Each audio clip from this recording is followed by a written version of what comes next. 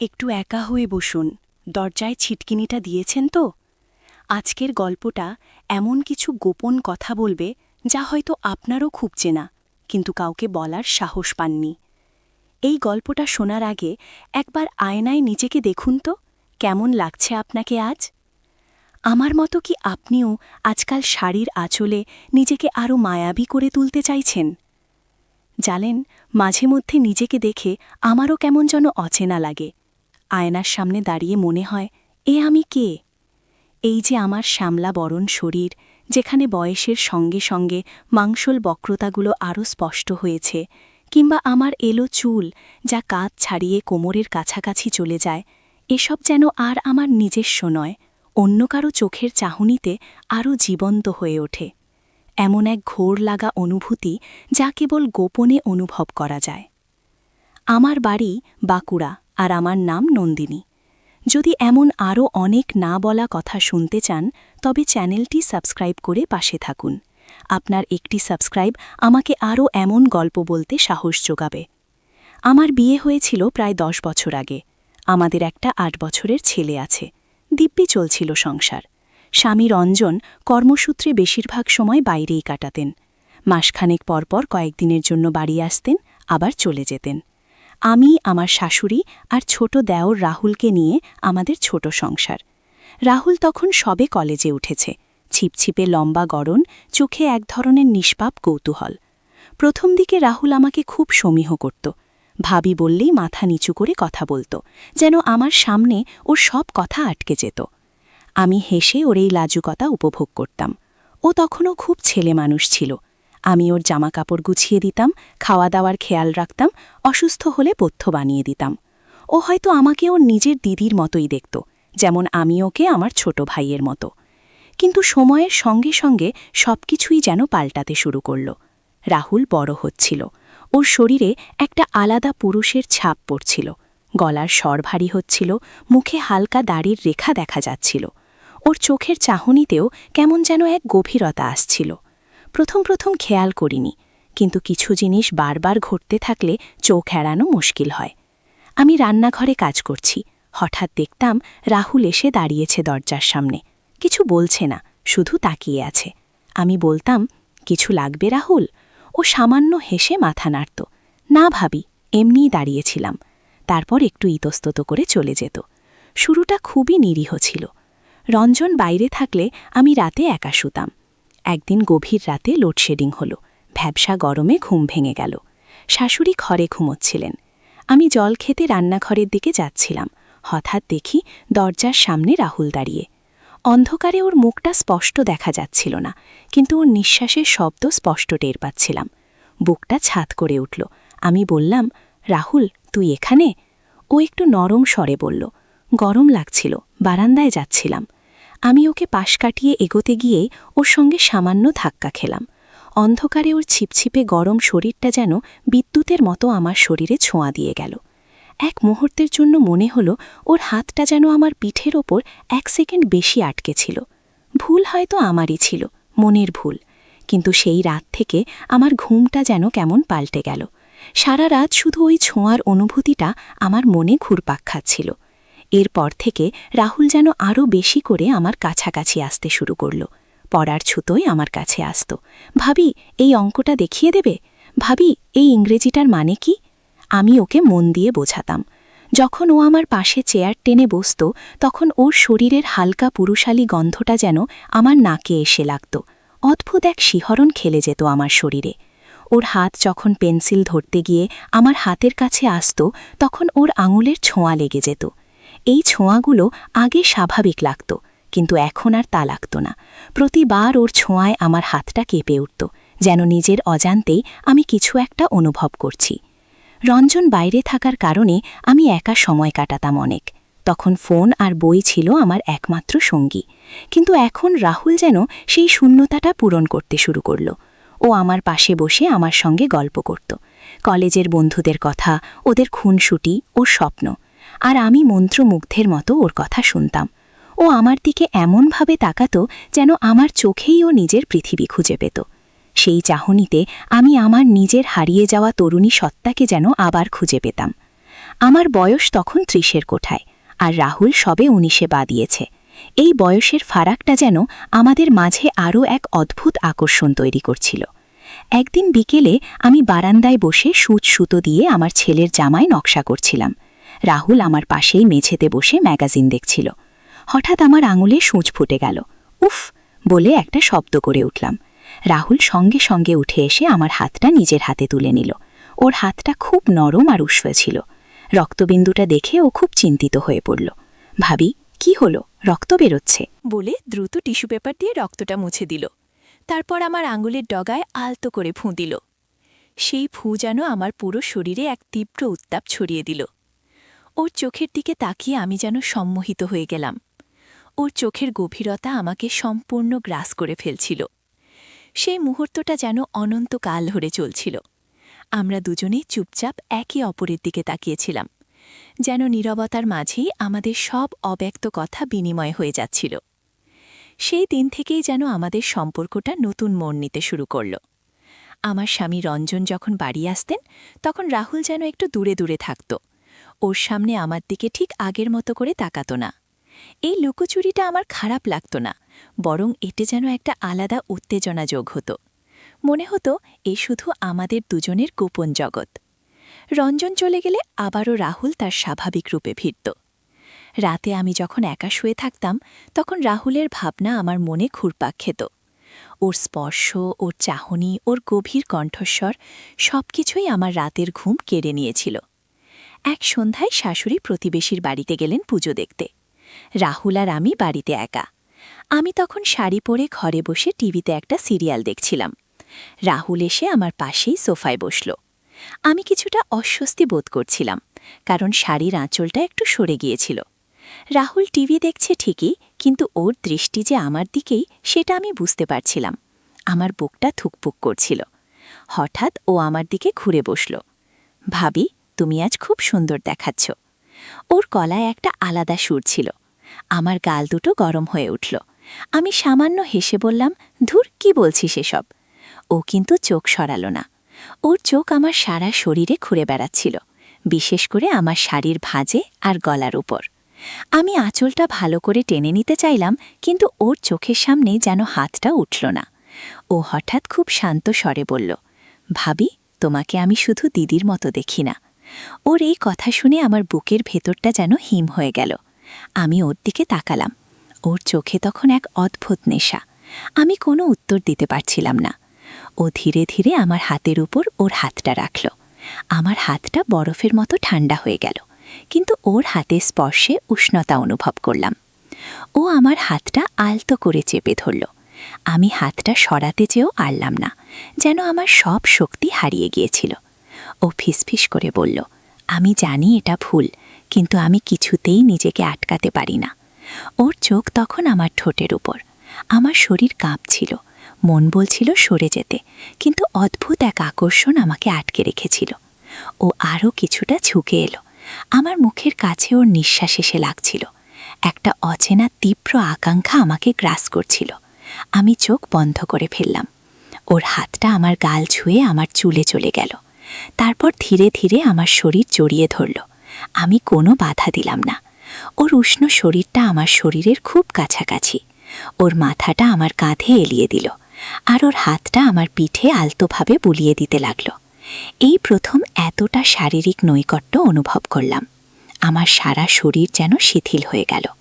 আমি ওর চুলের গন্ধ পাচ্ছিলাম, ওর ত্বকের উষ্ণতা অনুভব করছিলাম। এই স্পর্শগুলো ছিল অত্যন্ত ইঙ্গিতপূর্ণ, কিন্তু কোনো সরাসরি অশালীনতা ছিল না। অথচ এর গভীরে যে তীব্র আবেগ আর আকাঙ্ক্ষা লুকিয়েছিল, তা কেবল আমি আর রাহুলই জানতাম। সেই রাতটা যেন এক অন্যরকম গভীরতার জন্ম দিয়েছিল। এরপর থেকে আমাদের সম্পর্ক আরও গোপন, আরও গভীরে প্রবেশ করতে শুরু করল। শাশুড়ি যখন দুপুরে বিশ্রাম নিতেন অথবা বাইরে যেতেন, আমরা সেই সুযোগটা কাজে লাগাতাম। রাহুল পড়াশোনার ছুতোই আমার ঘরে আসত। আমরা ঘণ্টার পর ঘণ্টা বসে গল্প করতাম। তবে সেই গল্প শুধু সাধারণ গল্প ছিল না। প্রতিটি কথার মাঝে লুকিয়ে থাকত আমাদের গোপন আকাঙ্ক্ষা। ও যখন আমার দিকে এক দৃষ্টে তাকিয়ে থাকত, তখন আমার শরীরে এক অদ্ভুত উন্মাদনা সৃষ্টি হতো। আমরা একে অপরের হাত ধরতাম, কখনো ও আমার চুলে হাত বুলিয়ে দিত, কখনো আমার কাঁধে আলতো করে মাথা রাখত। এই সব স্পর্শে যেন আমাদের মনের ভেতরে জমে থাকা সব অব্যক্ত ভালোবাসা আর আকাঙ্ক্ষা প্রকাশ পেত। একবার আমি রান্নাঘরে কাজ করছিলাম। পিঠের দিক দিয়ে রাহুল এসে আমাকে পিছন থেকে জড়িয়ে ধরল। ওর মুখটা আমার কাঁধের উপর রেখে ফিসফিস করে বলল, ভাবি, আমি তোমাকে ছাড়া বাঁচতে পারবো না। ওর নিঃশ্বাস আমার কানের কাছে এসে লাগছিল। আমি তখন ভয়ে আর উত্তেজনায় কাঁপছিলাম। বললাম, রাহুল, কি করছিস? কেউ দেখে ফেললে কি হবে? ও আরও শক্ত করে আমাকে জড়িয়ে ধরল। কেউ দেখবে না, তুমি শুধু বলো তুমিও আমাকে ভালোবাসো। আমি ওর কাছ থেকে নিজেকে ছাড়িয়ে নিতে চেয়েও পারলাম না। ওর এই দাবিটা ছিল এক ধরনের মানসিক ব্ল্যাকমেল। যেন ওর ভালোবাসা আমাকে এমন এক জালে জড়িয়ে ফেলছিল যেখান থেকে বেরোনো অসম্ভব। আমি ওর চোখের দিকে তাকিয়ে দেখলাম, ওর চোখে তখন জল। এই কান্না দেখে আমার মন আরও নরম হয়ে গেল। আমি তখন আর কিছু বলতে পারলাম না, শুধু ওর দিকে অসহায়ভাবে তাকিয়ে রইলাম। আমাদের এই গোপন অভিসারগুলো দিনের পর দিন আরও গভীর হচ্ছিল। আমি সারাক্ষণ এক অদ্ভুত দোটানার মধ্যে থাকতাম। একদিকে আমার স্বামী, আমার সন্তান, আমার সংসার, আর অন্যদিকে রাহুলের এই উন্মাদ ভালোবাসা। মাঝে মাঝে নিজেকে খুব অপরাধী মনে হতো, কিন্তু রাহুলের সঙ্গ আমাকে যে মানসিক শান্তি আর এক নতুন ধরনের ভালোবাসা দিচ্ছিল তা আমি অস্বীকার করতে পারছিলাম না। রঞ্জন আমাকে হয়তো ভালোবাসতেন, কিন্তু সেই ভালোবাসায় একটা রুটিন ছিল, একটা অভ্যেস ছিল। রাহুলের ভালোবাসা ছিল তীব্র, উচ্ছল, যা আমাকে নতুন করে বাঁচতে শেখাচ্ছিল। একদিন রাতে শাশুড়ি বাড়িতে ছিলেন না, গ্রামের এক আত্মীয়ের বাড়িতে গিয়েছিলেন। রঞ্জন তো তখনও ফিরতে পারেননি। রাহুল আর আমি একা। আমরা রাতের খাবার খেয়ে ঘরের মধ্যে বসে গল্প করছিলাম। রাহুল হঠাৎ আমার হাতটা নিজের হাতে তুলে নিয়ে বলল, আজ রাতটা কি আমরা একসাথে থাকতে পারি ভাবি? ওর কথায় আমি চমকে উঠলাম। এই প্রস্তাবটা সম্পূর্ণ নতুন ছিল। আমি ওর দিকে ভ্যাল ভ্যাল করে তাকিয়ে রইলাম। কি বলছি সেসব? ছি! আমি হাতটা ছাড়িয়ে নিতে চাইলাম, কিন্তু ও আরও শক্ত করে আমার হাতটা চেপে ধরল। ওর চোখে তখন এক অদম্য বাসনা। আমি শুধু তোমার পাশে থাকতে চাই, কিচ্ছু করব না, শুধু তোমার পাশে চুপচাপ শুয়ে থাকব, প্লিজ মানা করো না। ওর এই কাতর অনুরোধ আমার মনকে আরও দুর্বল করে দিল। আমি জানতাম এটা করা আমার একদম উচিত নয়, কিন্তু মনের ভেতরে এক গভীর টান আমাকে ওর দিকে টেনে নিয়ে যাচ্ছিল। শেষ পর্যন্ত আমি আর নিজেকে আটকাতে পারলাম না। সেই রাতে রাহুল আমার ঘরেই আমার পাশে শুয়েছিল। আমরা সারা রাত একে অপরের দিকে তাকিয়ে গল্প করেছি, হাতে হাত রেখেছি, একে অপরের বুকে মাথা রেখেছি। ওর শরীর থেকে আসা উষ্ণতা আমাকে গভীর শান্তি দিচ্ছিল। কোনো রকম অশালীন স্পর্শ ছিল না, কিন্তু সেই রাতটা আমাদের দুজনের কাছে ছিল এক অন্যরকম মিলন। গভীর মানসিক সংযোগ, তীব্র আবেগ আর এক নীরব ভালোবাসার প্রকাশ। আমরা জানতাম সমাজ এটাকে মেনে নেবে না, আমাদের নিজেদের বিবেকেও এটা ভুল, কিন্তু সেই মুহূর্তে আমাদের কাছে নিজেদের আবেগটাই একমাত্র সত্যি মনে হয়েছিল। পরের দিন সকাল হতেই এক অদ্ভুত শূন্যতা অনুভব করলাম। রাহুল উঠে নিজের ঘরে চলে গিয়েছিল, কিন্তু আমার মনে তখনও ওর ছোঁয়া আর ওর গভীর ভালোবাসার ঘোর লেগেছিল। এই লুকোচুরি আর কতদিন চলবে? এই প্রশ্নটা আমার মনকে কুড়ে কুড়ে খাচ্ছিল। আমি জানি একদিন না একদিন এই গোপন সম্পর্ক ফাঁস হবেই। আর তখন কি হবে? আমার সংসার, আমার সন্তান, আমার সম্মান সব কিছুই হয়তো নষ্ট হয়ে যাবে।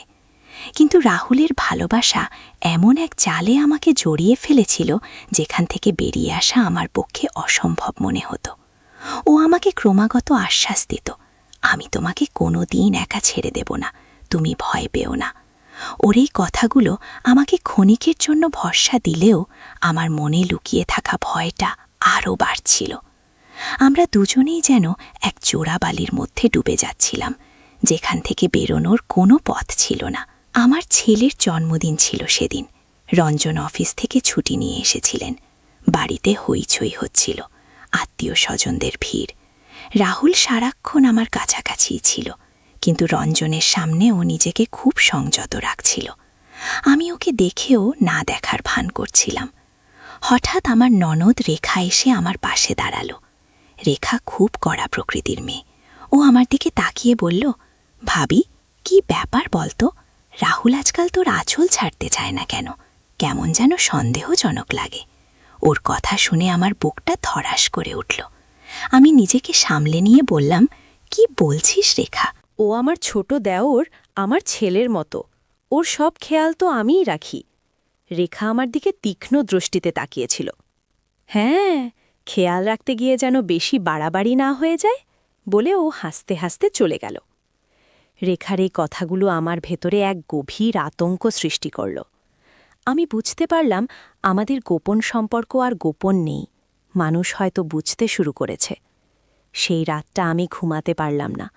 রেখার কথাগুলো আমার মনে বারবার ঘুরপাক খাচ্ছিল। আমি আর রাহুলের সাথে এই সম্পর্ক রাখতে পারব না। এটা আমার সংসার, আমার সন্তানের ভবিষ্যতের জন্য মোটেও ভালো নয়। আমি জানি রাহুলকে এই কথা বলা খুব কঠিন হবে। ও হয়তো কষ্ট পাবে, রেগে যাবে, বা আবার আমাকে ইমোশনাল ব্ল্যাকমেল করার চেষ্টা করবে। কিন্তু আমাকে শক্ত হতে হবে। এই ভুল আর চলতে দেওয়া যায় না। পরের দিন সকালে রাহুল যখন পড়াশোনার ছুতোয় আমার ঘরে এলো, তখন আমি ওকে শক্ত হয়ে বললাম, রাহুল, আমার কিছু কথা আছে তোর সাথে। ও আমার মুখের দিকে তাকিয়ে যেন আমার মনের কথা আন্দাজ করতে পারল। ওর মুখটা ফ্যাকাশে হয়ে গেল। আমি ওকে সব বুঝিয়ে বললাম, রাহুল, এটা ভুল। আমাদের আর এভাবে চলতে দেওয়া যায় না। রেখা কালকে যা বলল তাতে আমি বুঝে গেছি মানুষ সন্দেহ করতে শুরু করেছে। আমাদের সংসারটা ভেঙে যাবে। রাহুল মাথা নিচু করে আমার কথা শুনছিল। ওর চোখে তখন গভীর যন্ত্রণা। ও আমার হাতটা ধরে বলল, তাহলে আমি কি তোমাকে ছাড়া থাকব ভাবি? তুমি কি আমাকে ফেলে চলে যাবে? ওর গলায় আকুতি ছিল, কিন্তু আমি জানতাম আমাকে শক্ত হতে হবে। তোকে নিজেকে সামলাতে হবে রাহুল, আর আমাকেও। আমরা দুজনেই ভুল করেছি। এখন এই ভুলটা শুধরানোর সময় এসেছে। রাহুল সেদিন অনেক কান্নাকাটি করেছিল, আমার কাছে অনেক অনুরোধ করেছিল। আমি ওর কষ্টটা বুঝতে পারছিলাম। আমার নিজেরও খুব কষ্ট হচ্ছিল, কিন্তু আমি জানতাম এই সিদ্ধান্তটা সঠিক। আমাদের সম্পর্কটা হয়তো আবেগ দিয়ে শুরু হয়েছিল, কিন্তু এর পরিণতি ভালো ছিল না। আমি ওকে বোঝানোর চেষ্টা করলাম যে আমাদের দুজনের জন্য এই সিদ্ধান্তটাই সবচেয়ে ভালো। আস্তে আস্তে রাহুল যেন আমার কথা বুঝতে পারছিল। ওর চোখে তখন ছিল এক গভীর শূন্যতা, কিন্তু একটা নীরব সম্মতিও ছিল। এরপর থেকে রাহুল যেন কেমন বদলে গেল। ও আমার থেকে দূরে দূরে থাকতে শুরু করল। আমার সাথে কোনো কথা বলতো না, চোখ তুলে তাকাতো না। আমি জানতাম এটা ওর কষ্ট, আর আমারও কষ্ট হচ্ছিল, কিন্তু এই দূরত্বটা খুব জরুরি ছিল। আমাদের সেই গোপন সম্পর্কটা শেষ হয়ে গিয়েছিল, কিন্তু ওর স্মৃতি আমার মনে চিরকাল রয়ে গেল। এই ঘটনাটা আমাকে অনেক কিছু শিখিয়েছে। মানুষের জীবনে অনেক সময় এমন মুহূর্ত আসে যখন আবেগ সব যুক্তিকে ঝাঁপিয়ে যায়। মনে হয় এইটুকুই বুঝি জীবন। কিন্তু সেই আবেগ যদি সমাজের সীমারেখা আর নিজের বিবেকের গণ্ডি পেরিয়ে যায়, তখন তার ফল ভালো হয় না। নিজের মানসিক দুর্বলতাকে প্রশ্রয় দেওয়া মানে নিজেকেই এক গভীর অতল গহ্বরে ঠেলে দেওয়া। নিজের সম্মান, নিজের পরিবার, নিজের ভবিষ্যৎ সবকিছুর মূল্য অনেক বেশি। হয়তো সেই সময় রাহুলের কাছে আমি মানসিক আশ্রয় খুঁজেছিলাম, আর ও আমার কাছে ভালোবাসা। কিন্তু সেই ভালোবাসা ছিল ক্ষণিকের, ভুল পথে পরিচালিত। আজ যখন আমি পেছনে ফিরে তাকাই, তখন মনে হয় সেই সিদ্ধান্তটা নিয়ে আমি ঠিক করেছিলাম।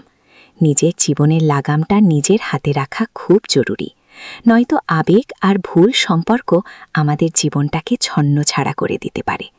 এই ঘটনাটা আমার জীবনের এক কঠিন পরীক্ষা ছিল, যা আমাকে অনেক কিছু শিখিয়েছে। শিক্ষা দিয়েছে নিজের আবেগকে নিয়ন্ত্রণ করতে হয়, নিজের মূল্যবোধকে আঁকড়ে ধরতে হয়, আর সবার উপরে নিজের পরিবারকে সুরক্ষিত রাখতে হয়।